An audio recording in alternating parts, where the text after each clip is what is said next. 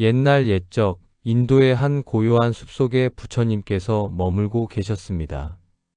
그 자리는 번잡한 도시와는 달리 새들이 지저귀고 바람이 나무 사이를 스쳐 지나가며 연못에는 연꽃이 피어나는 평화로운 곳이었습니다. 부처님은 늘 그 자리에 앉아 계셨지요. 그리고 제자들은 부처님 곁으로 모여들었습니다. 그 제자들 가운데에는 특히 마음이 맑고 지혜가 깊으며 무엇보다도 비움의 가르침을 잘 이해하던 제자가 있었는데 그의 이름은 수보리였습니다. 부처님은 하루는 제자들을 둘러보시고 수보리를 바라보며 이렇게 말씀하셨습니다.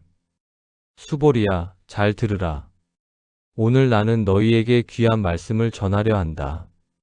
이 말씀은 금강과 같이 단단하여 어떤 것도 꺾을 수 없는 진리이다. 그러나 동시에 이 말씀은 눈에 보이지 않고 손에 잡히지 않는 것과 같다. 그러므로 마음을 비우고 귀를 열어 잘 들어야 한다.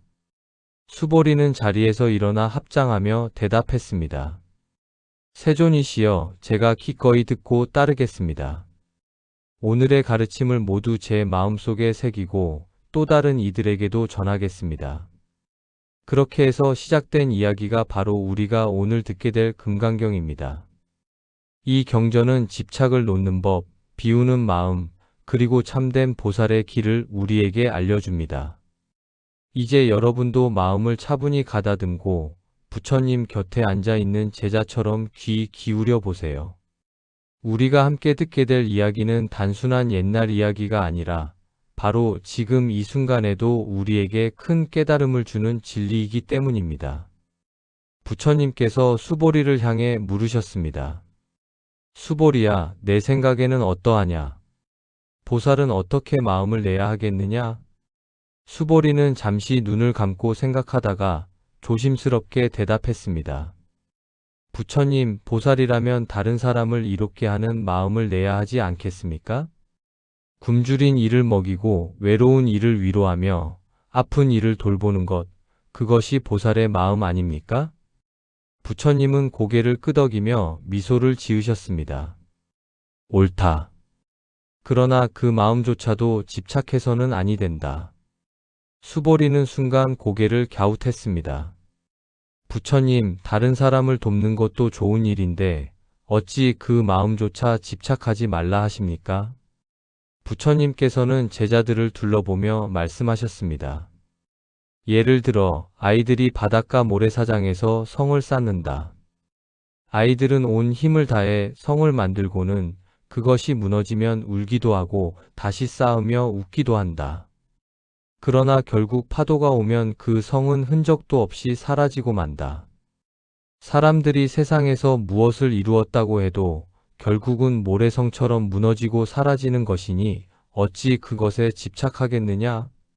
제자들은 모두 고개를 끄덕이며 깊은 생각에 잠겼습니다. 여러분도 모래성 쌓아본 적 있지요? 그 성이 무너졌다고 너무 슬퍼하지는 않았을 거예요. 왜냐하면 그게 원래 오래 남지 않는다는 걸 알기 때문이지요. 우리의 돈, 명예, 심지어 몸까지도 다 그런 거예요. 잠시 있다가 사라지는 것들이지요.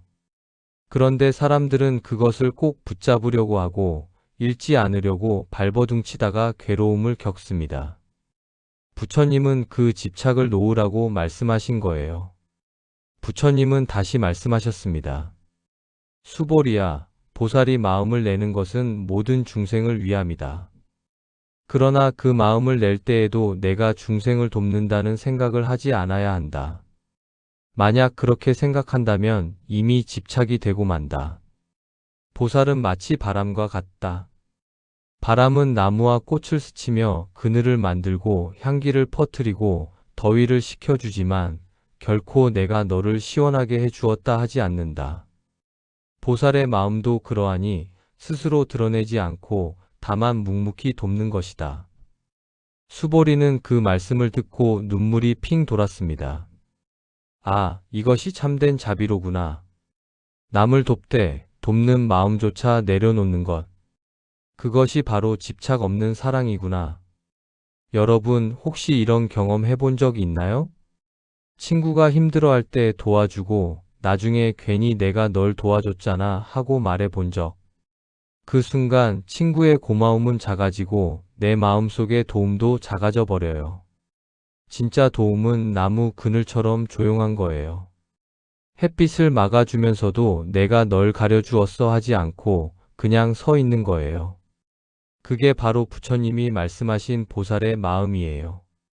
그날 부처님과 제자들은 오래도록 침묵 속에 앉아 있었습니다.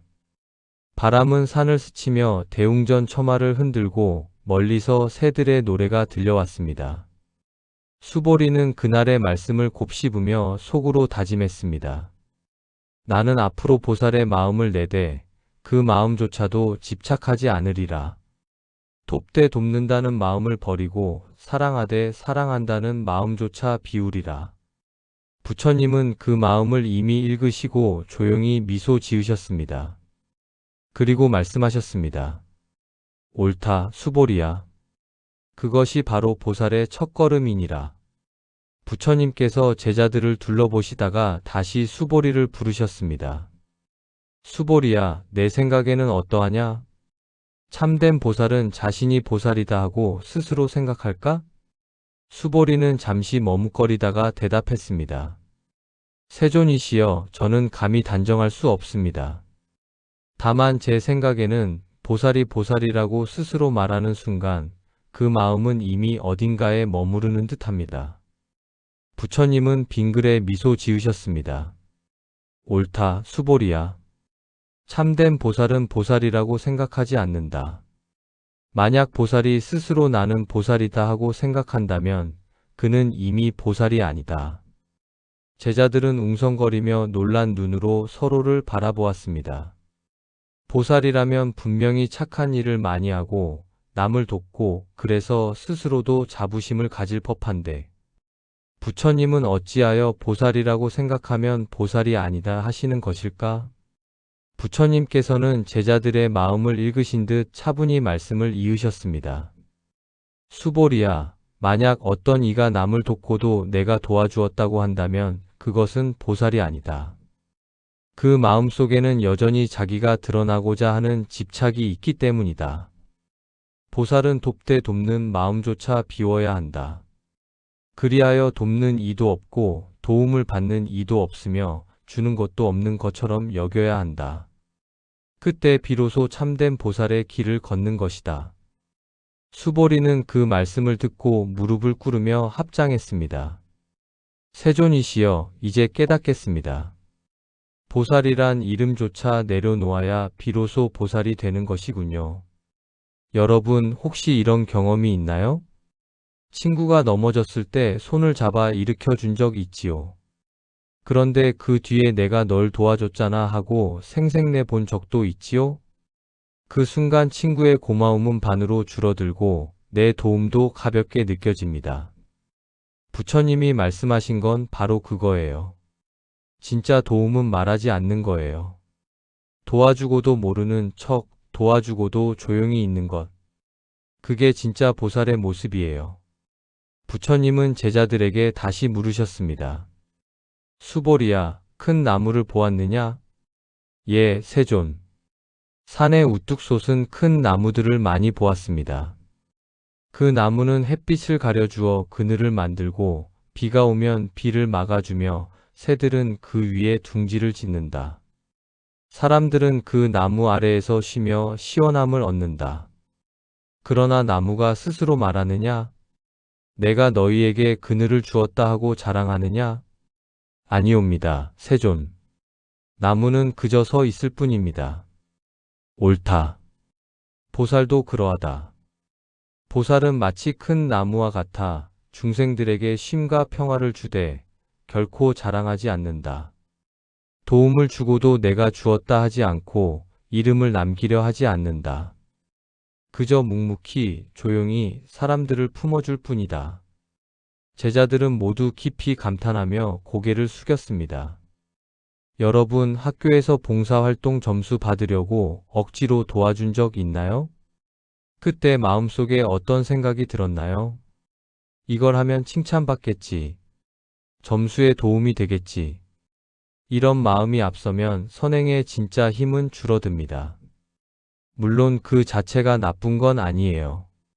도움이 필요한 사람이 실제로 도움을 받았으니까요. 하지만 부처님이 말씀하신 건 더 깊은 차원의 이야기예요. 내가 했다는 마음조차 없을 때 비로소 그것은 지혜와 연결된 선행이 된다는 거예요. 부처님은 말씀을 이어가셨습니다. 수보리야, 큰 강물을 보았느냐? 예, 세존.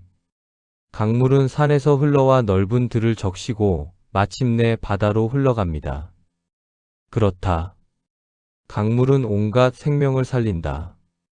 밭을 적셔 곡식을 자라게 하고 목마른 사람과 짐승에게 물을 주며 나무와 풀을 길러낸다.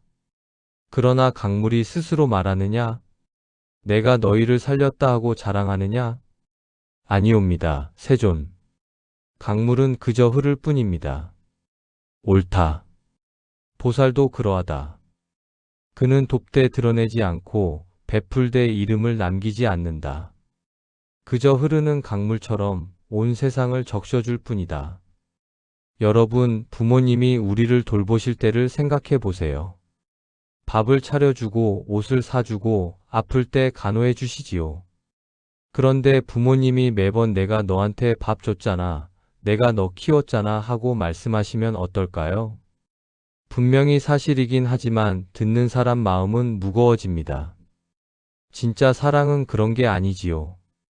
부모님의 진짜 사랑은 말하지 않고 계산하지 않고 그냥 주는 거예요. 그게 바로 부처님이 말씀하신 보살은 보살이라고 생각하지 않는다는 뜻이에요. 수보리는 부처님의 말씀을 들으며 눈시울이 붉어졌습니다.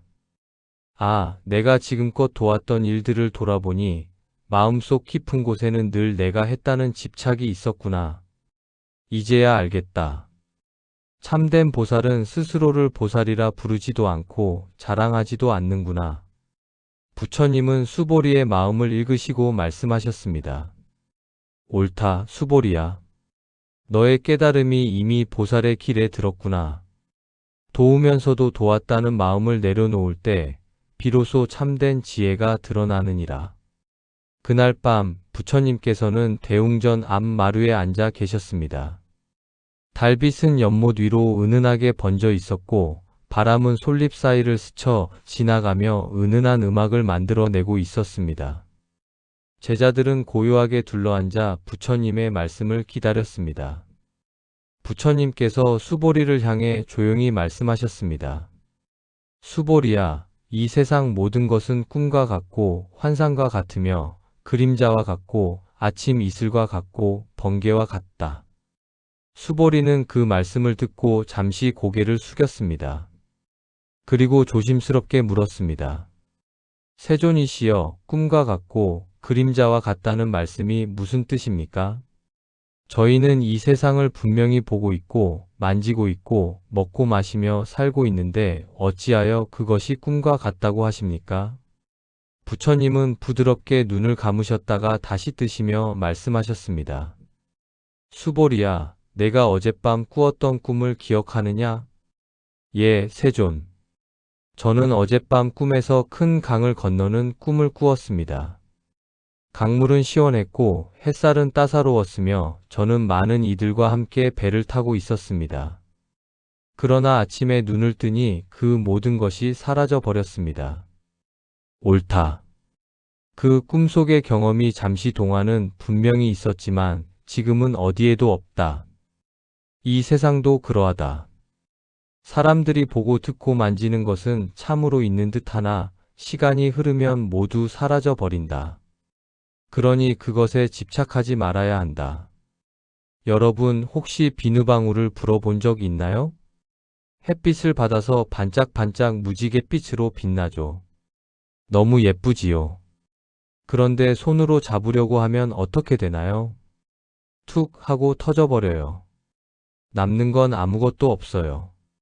우리의 욕심도 그렇습니다. 돈, 명예, 인기, 장난감 다 손에 꼭 쥐고 싶어 하지만 결국엔 다 사라져 버려요. 부처님은 그래서 말씀하신 거예요.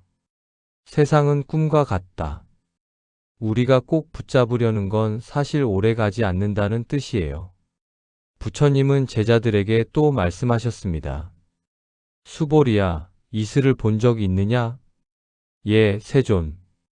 새벽 들판에 앉아 있으면 풀잎마다 맺힌 이슬 방울이 햇살을 받아 반짝거립니다. 그렇다. 그러나 해가 뜨면 그 이슬은 금세 사라지고 만다. 사람의 인생도 그러하다. 잠시 반짝이나 곧 사라지고 마는 것이니라. 그리고 번개를 본 적 있느냐? 예, 세존. 폭풍우가 칠 때 번개가 번쩍하고 하늘을 가릅니다. 하지만 그 빛은 한순간뿐입니다. 그렇다. 사람들의 기쁨도 슬픔도 재물도 권력도 다 번개와 같다. 잠시 번쩍하다가 사라지고 만다. 그러니 어찌 그것에 목숨 걸고 집착하겠느냐? 제자들은 모두 숨을 죽인 채 깊은 사색에 잠겼습니다. 여러분, 게임하다 보면 점수 올리려고 열심히 하잖아요. 그런데 게임이 끝나면 점수가 다 사라지고 다시 시작해야 하지요. 현실에서도 비슷해요. 우리가 애써 모은 물건이나 성적이나 칭찬도 시간이 지나면 다 없어지고 다른 게 시작돼요. 부처님이 말씀하신 건 바로 그거예요. 사라질 것에 너무 집착하지 말라는 거예요. 부처님은 다시 말씀하셨습니다. 수보리야, 사람들이 꿈을 진짜라고 믿으면 깨어났을 때 괴로워한다. 그러나 그것이 꿈임을 아는 이는 괴로워하지 않는다.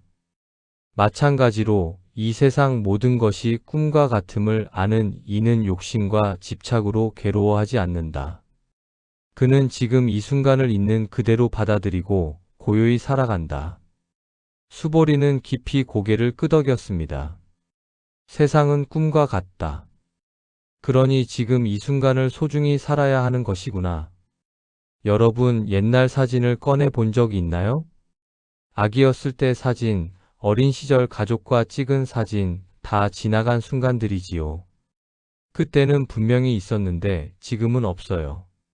우리는 사진을 보며 추억을 떠올리지만 그 순간으로 돌아갈 수는 없어요. 부처님은 말씀하신 거예요. 그것이 바로 꿈과 같다. 수보리는 부처님의 말씀을 듣고 마음이 깊이 울렸습니다.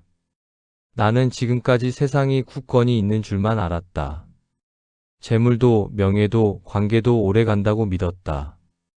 그러나 그것들은 꿈처럼 흘러가고 번개처럼 사라지며 이슬처럼 증발하는 것이구나. 이제야 알겠다. 집착을 놓아야 진정한 평안에 이를 수 있겠구나. 부처님은 수보리의 깨달음을 알아차리시고 조용히 미소 지으셨습니다. 그리고 제자들에게 마지막으로 말씀하셨습니다. 모든 것은 꿈과 같으니 집착을 내려놓고 지혜를 구하라. 그것이 곧 보살의 길이니라. 그날 밤 달빛은 더욱 밝게 비추었고 제자들의 마음은 고요해졌습니다. 누구도 말하지 않았지만 모두가 마음속에서 같은 생각을 했습니다. 세상은 꿈과 같다. 그러니 지금 이 순간을 소중히 살자. 그리고 집착을 내려놓자. 새벽의 산사는 고요했습니다. 대웅전 앞뜰에는 안개가 살짝 내려앉았고 제자들은 이미 자리를 정돈하고 앉아 있었습니다. 부처님께서는 법상 위에 앉아 제자들을 바라보시며 다시 수보리에게 말씀하셨습니다. 수보리야, 보살이 중생을 이롭게 하는 길 가운데 첫째는 보시이니라.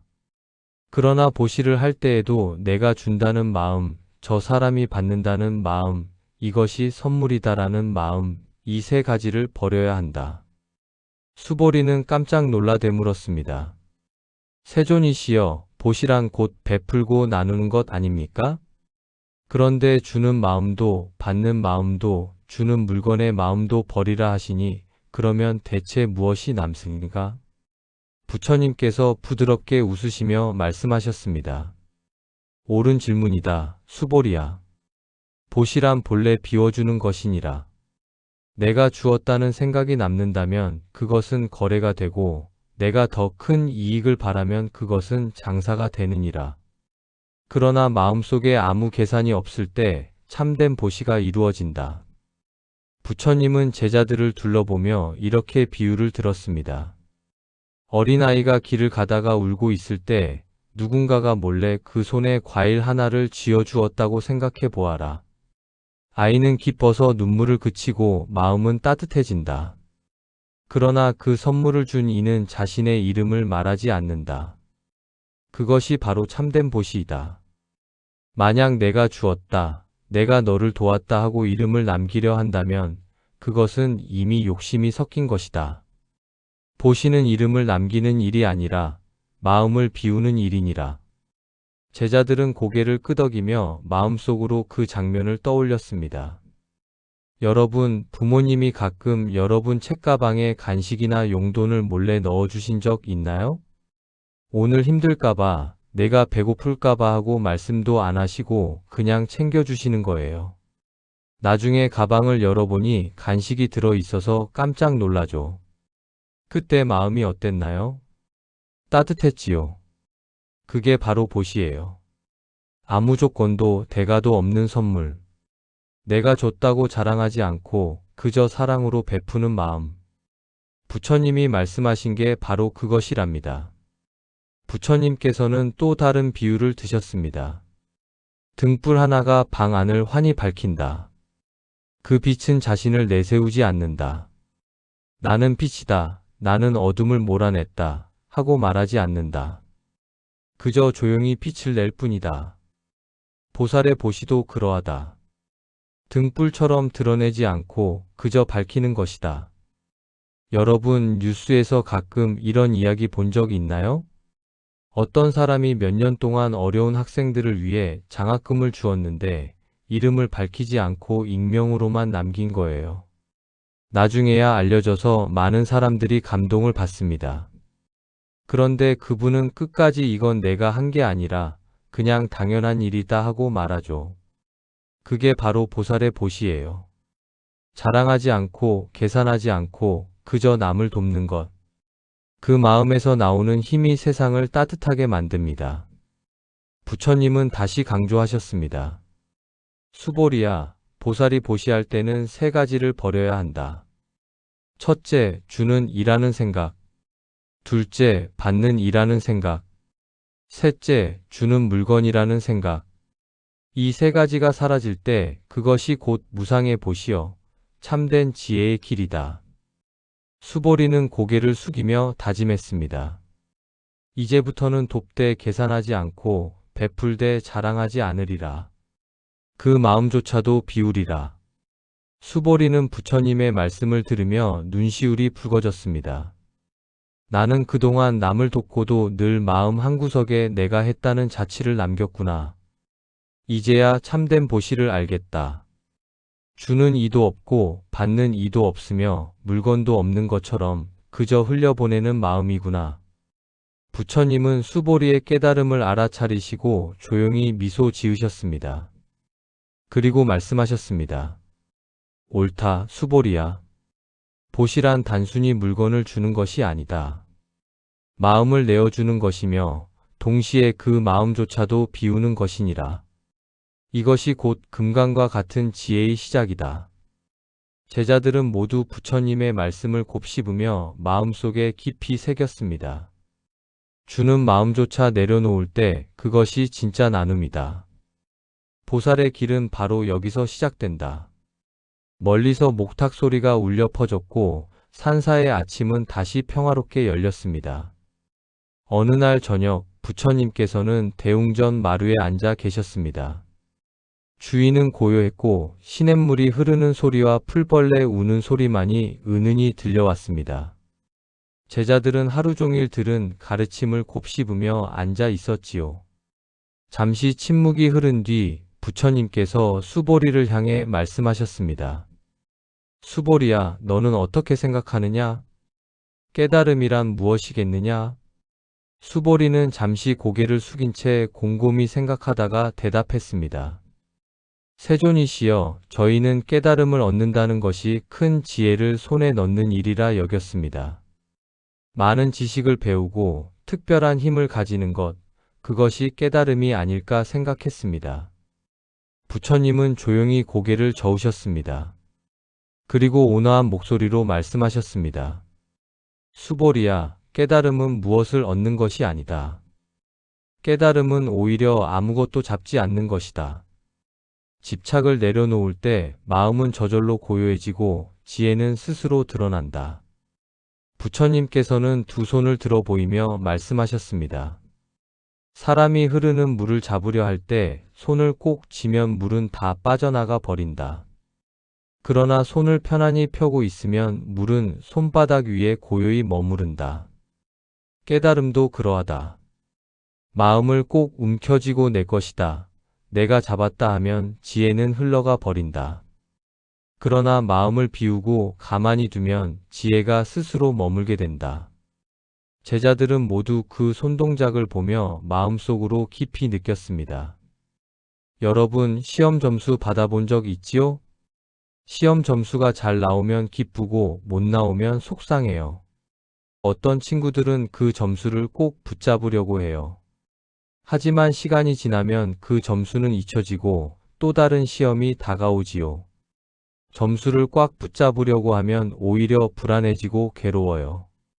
그런데 이건 그냥 지나가는 과정일 뿐이야 하고 마음을 놓으면 오히려 공부도 편안하게 할 수 있어요. 부처님 말씀도 이와 같아요. 깨달음은 꽉 잡으려는 게 아니라 내려놓을 때 오는 거예요. 부처님은 손가락으로 하늘을 가리키며 말씀하셨습니다. 하늘에 떠 있는 구름을 보아라. 구름은 머물러 있는 듯 보이지만 바람 따라 흘러간다. 사람들은 구름 모양을 보고 이건 용 같다, 저건 산 같다 하며 의미를 붙인다. 그러나 구름은 스스로 이름을 가지지 않는다. 그저 흘러갈 뿐이다. 깨달음도 그러하다. 사람이 이게 깨달음이다, 저게 깨달음이다 하고 이름 붙이는 순간 이미 참된 깨달음에서 멀어진 것이다. 깨달음은 붙잡을 수 없고 이름 붙일 수도 없으며 다만 고요한 마음 속에서 저절로 드러나는 것이다. 여러분, 행복해지고 싶지요? 그런데 나는 꼭 행복해야 해 하며 집착할수록 오히려 더 불행해지는 경우가 있어요. 행복을 억지로 붙잡으려 하면 자꾸 도망가 버리거든요. 예를 들어 놀이공원에 갔는데 오늘 꼭 재미있어야 해 하고 다니면 작은 불편에도 화가 나지요. 그러나 그냥 즐기자 하고 마음을 내려놓으면 자연스럽게 행복해져요. 깨달음도 그와 같아요. 잡으려는 마음을 내려놓을 때 오히려 저절로 찾아와요. 부처님은 다시 수보리에게 물으셨습니다. 수보리야, 너는 부처가 얻을 만한 깨달음이 있다고 생각하느냐? 수보리는 잠시 머뭇거리다가 대답했습니다. 세존이시여, 부처님은 이미 모든 지혜를 얻으신 분이 아니십니까? 부처님은 고개를 저으셨습니다. 아니다, 수보리야. 내가 얻은 것이 있다고 말한다면 그것은 참된 깨달음이 아니다. 깨달음은 본래 얻을 게 없는 것이니라. 그저 모든 집착을 비운 자리에서 드러나는 지혜일 뿐이다. 제자들은 모두 놀라며 서로를 바라보았습니다. 부처님께서도 얻은 게 없다고 말씀하시다니. 그러나 곱씹을수록 그 뜻이 점점 마음속으로 스며들었습니다. 여러분, 컵에 물을 따르려면 어떻게 해야 할까요? 컵이 비어 있어야 물을 담을 수 있지요. 컵이 이미 가득 차 있으면 아무리 물을 부어도 넘쳐버립니다. 우리 마음도 그래요. 무언가로 가득 차 있으면 새로운 지혜가 들어올 수 없어요. 욕심, 집착, 내가 알았다 하는 교만으로 가득 차 있으면 깨달음은 들어올 자리가 없지요. 마음을 비울 때 지혜는 저절로 들어옵니다. 부처님이 말씀하신 얻을 게 없는 깨달음이 바로 그거예요. 수보리는 부처님의 말씀을 듣고 가슴 깊이 전율을 느꼈습니다. 내가 지금까지 깨달음을 얻으려 애쓴 것도 결국 집착이었구나. 깨달음은 잡는 게 아니라 놓는 것이구나. 비워야 채워지고 내려놓아야 얻는 것이구나. 그는 눈을 감고 마음속으로 깊이 다짐했습니다. 나는 이제부터 잡으려 하지 않으리라. 그저 비우고 고요히 머무르리라. 그 속에서 참된 깨달음이 드러나리라. 부처님은 그 마음을 읽으시고 조용히 미소 지으셨습니다. 옳다, 수보리야. 잡으려 하지 않는 자, 이미 얻은 자니라. 그날 밤 달빛은 유난히 밝게 빛났습니다. 제자들은 부처님의 말씀을 마음속에 깊이 새겼습니다. 그들의 눈에는 더 이상 깨달음이 멀리 있는 게 아니었습니다. 바로 지금 이 순간 마음을 비우는 곳에 있음을 알게 된 것입니다. 어느 날 저녁 제자들은 부처님 주위에 모여 앉아 있었습니다. 부처님께서는 눈을 감고 잠시 침묵하시다가 천천히 입을 여셨습니다. 수보리야, 너는 어떻게 생각하느냐? 만약 어떤 사람이 이 금강경을 듣고 그것을 다른 사람에게 전한다면 그 공덕이 크겠느냐, 작겠느냐? 수보리는 잠시 생각하다가 대답했습니다. 세존이시여, 가르침을 듣고 전하는 일은 큰 공덕이 있을 것입니다. 그러나 저는 그 크기를 헤아릴 수 없습니다. 부처님은 고개를 끄덕이며 말씀하셨습니다. 옳다, 수보리야. 그 공덕은 헤아릴 수 없을 만큼 크다. 왜냐하면 진리의 등불은 나 하나만 밝히는 것이 아니라 다른 수많은 등불을 밝히기 때문이다. 부처님께서는 손에 작은 촛불을 드는 신용을 하시며 말씀하셨습니다. 어둠 속에 촛불 하나가 켜져 있다. 그 불꽃은 작지만 그 옆에 수많은 촛불을 켤 수 있다. 1000개, 10,000개의 촛불이 모두 켜져도 처음의 촛불은 결코 줄어들지 않는다. 오히려 세상은 더 밝아질 뿐이다. 가르침도 그러하다. 내가 깨달음을 전하면 너희가 또 다른 이에게 전하고 또 그들이 다시 전한다. 그러면 이 세상은 점점 더 지혜의 빛으로 가득 찬다. 이것이 곧 공덕이니라.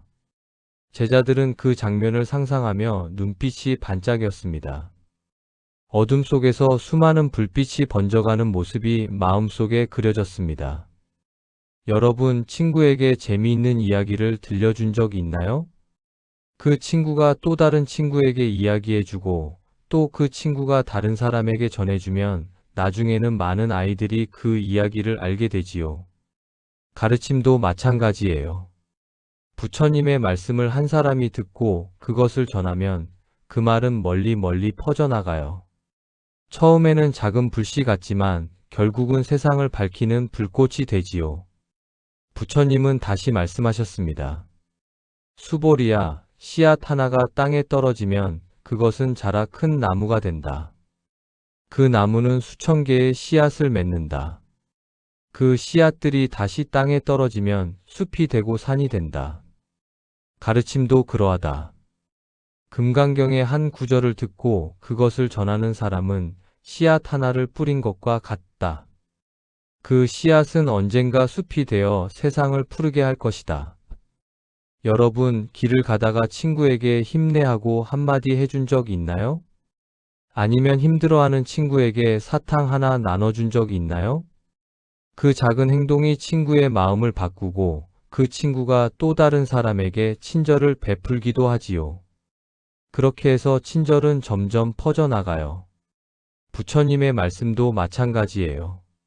내가 조금이라도 전하면 그것이 다른 이의 마음을 바꾸고 또 다른 사람의 삶을 밝히게 돼요. 부처님은 다시 강조하셨습니다. 수보리야, 그러나 전할 때에도 내가 전했다는 마음을 가지지 말아야 한다. 만약 나는 설법했다, 나는 공덕을 쌓았다 하고 생각한다면 그것은 진리의 길에서 멀어지는 것이다. 진짜 전하는 이는 자신이 전했다는 마음조차 내려놓는다. 그는 다만 바람처럼, 물처럼, 씨앗처럼 흘려보낼 뿐이다. 그러니 금강경을 전하는 이는 공덕을 얻되 그 공덕조차 잊어야 한다. 제자들은 고개를 깊이 숙이며 마음속에 새겼습니다. 여러분, 선생님이 우리에게 공부를 가르쳐 주시지요. 그런데 선생님이 매번 내가 너희 가르쳤잖아, 내 덕분에 알게 된 거야 하고 말씀하시면 어떨까요? 배우는 입장에서 부담스럽지요. 하지만 진짜 훌륭한 선생님은 말하지 않고 그저 가르쳐 주세요.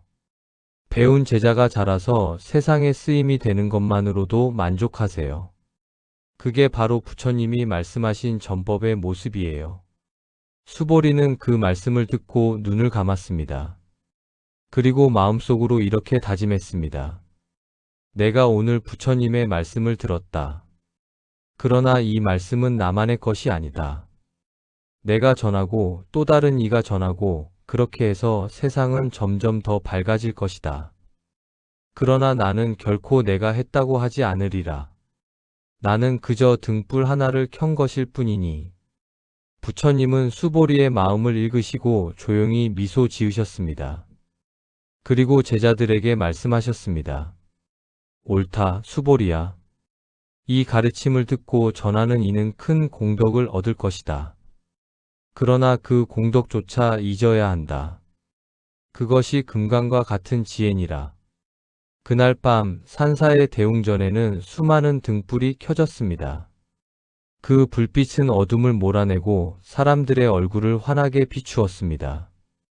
제자들은 마음속에서 같은 생각을 했습니다. 이 말씀을 나만의 것이 아니라 세상에 나누자. 그러나 이름은 남기지 말자. 그저 등불처럼 씨앗처럼 조용히 퍼져나가게 하자. 멀리서 은은한 종소리가 울려 퍼졌습니다.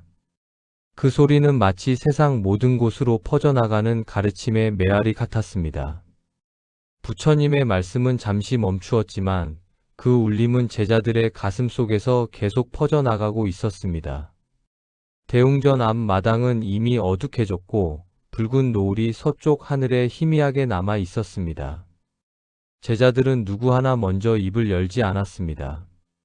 그들은 모두 오늘 하루 부처님께 들은 말씀을 마음 깊은 곳에 새기며 고요한 침묵 속에 앉아 있었습니다.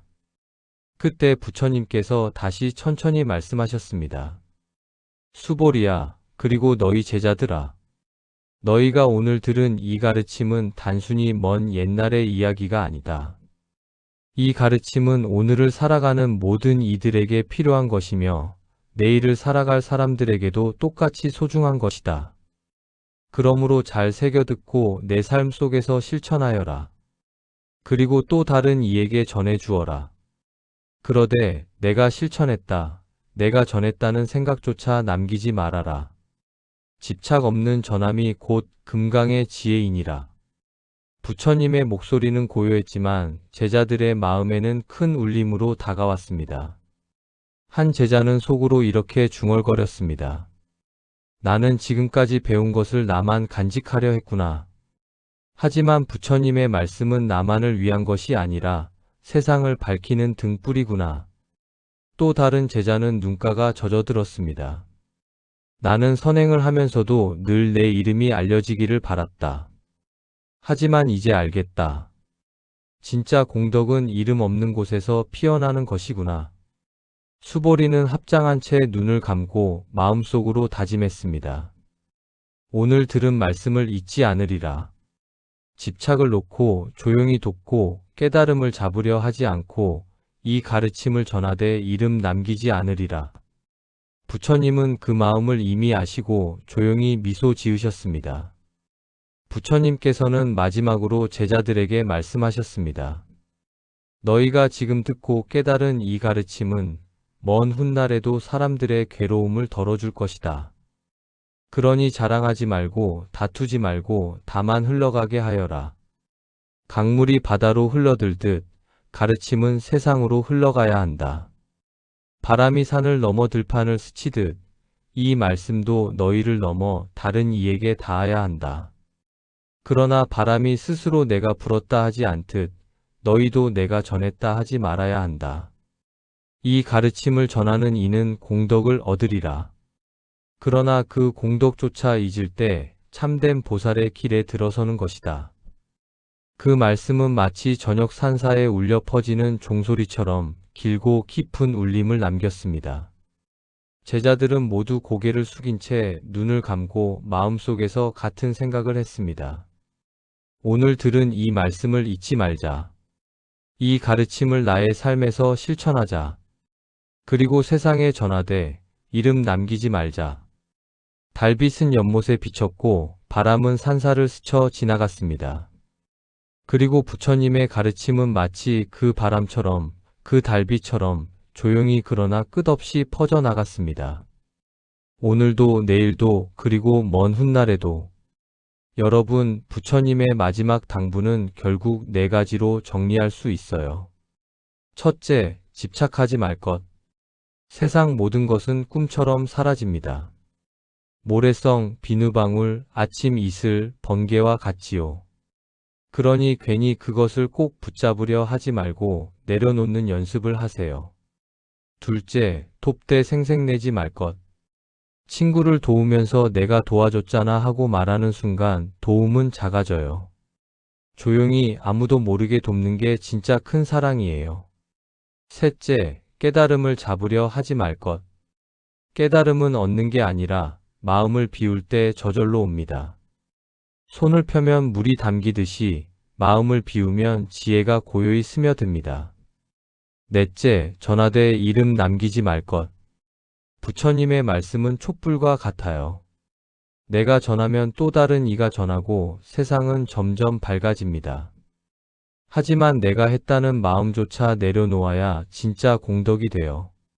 이 네 가지를 마음에 새긴다면 여러분도 이미 보살의 길을 걷고 있는 거예요. 여러분, 보살은 특별한 존재가 아니에요. 부처님의 곁에 앉아 있던 수보리만 보살이 되는 게 아닙니다.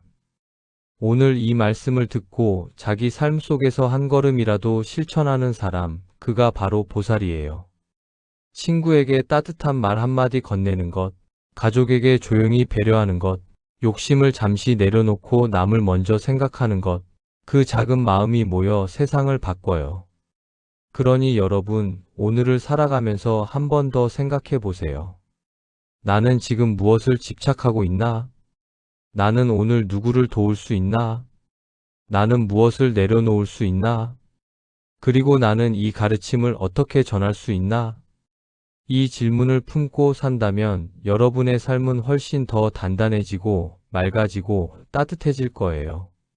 감사합니다.